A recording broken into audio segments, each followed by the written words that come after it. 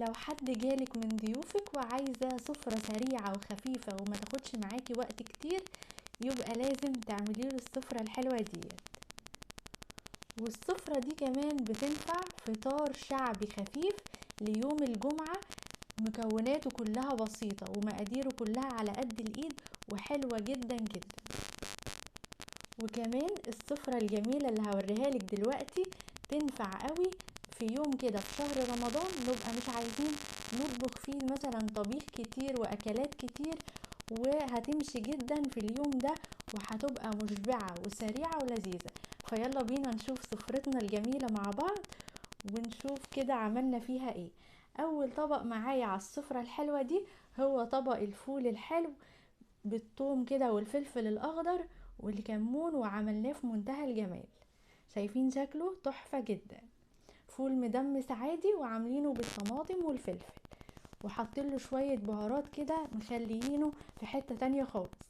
عملنا كمان جنبه طبق من الطعمية او الفلافل السخنة، وحمرناها كده في زيت يعني دافي شوية مش كتير عشان ما تتحرقش معاكي. تمام، طعمية سخنة كده جميلة، عاملين لها العجينة طبعا على القناة في فيديو لوحدها. وحطيت جنبها كده شرايح من الطماطم جميلة جدا وتفتح النفس قوي، وبتمشي قوي الطماطم مع الفلافل، بتبقى في منتهى الجمال. بعد كده قدمت معاها طبق من البطاطس المحمرة كده وعليها رشة من الفلفل الأسمر، صوابع بطاطس كده محمرة كريسبي كده وحلوة وطعمها جميل جدا. قدمت برضو جنبها طبق كده من البصل، شرايح من البصل ومعاها جرجير بلدي أخضر يفتح النفس كده وشهي جدا. تمام، نروح بعد كده للأطباق التانية. وعندي ايه حلو، طماطم بالمش او بالجبنة الحادقة وبالزيت. الطبق ده عايزة اقولك حكاية حكاية حكاية، جميل جدا وشاهي كده وخفيف، وبينفع مع كل الاكلات الحلوة اللي عاملينها دلوقتي.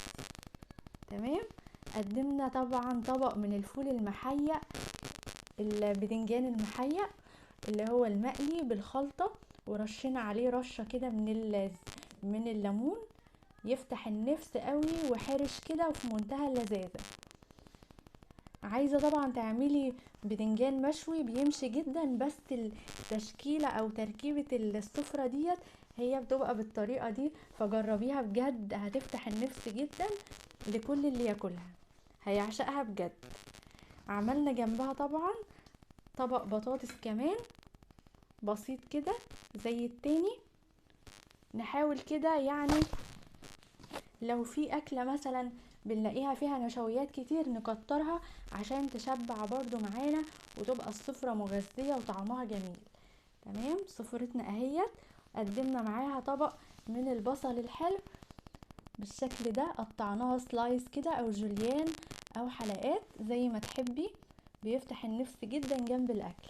ومعاها طبعا الطبق الهايل ده لا غنى عنه، وهو الخس الاخضر او الخس البلدي في منتهى الجمال، حلو جدا كده ولذيذ وحلو وحرش جنب الاكل.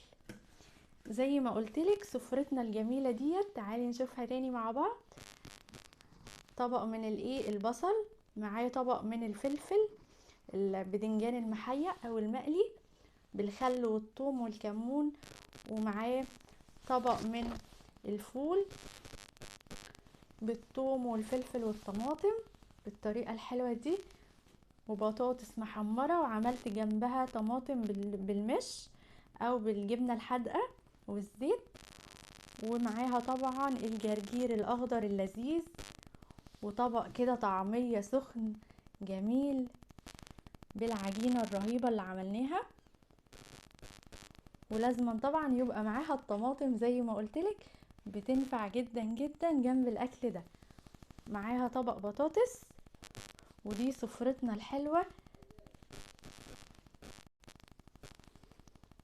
وده شكل السفرة معانا جميل جدا وشهي ويفتح النفس كده، وتنفع معاكي زي ما قلتلك في شهر رمضان ليوم كده نبقى عايزين حاجة خفيفة سريعة، وكمان في يوم الفطار بتاع يوم الجمعة تعملي السفرة الهايلة دي اهيت. وتنفع كمان معاكي يوم اقتصادي على قد الايد، خفيف وسريع. افكاره كلها جميلة قوي وخفيفة ولذيذة وتفتح النفس. ما تنسيش طبعا اللايك الحلو للفيديو، وفعلي الجرس عشان يوصلك كل الفيديوهات الحلوة. دي كانت سفرة وفكرة للمنيو بتاعنا جميل جدا جدا. شايفين قد ايه سهلة وخفيفة وتفتح النفس وشهية قوي اهيت. بسيطة جدا كل الافكار اللي فيها.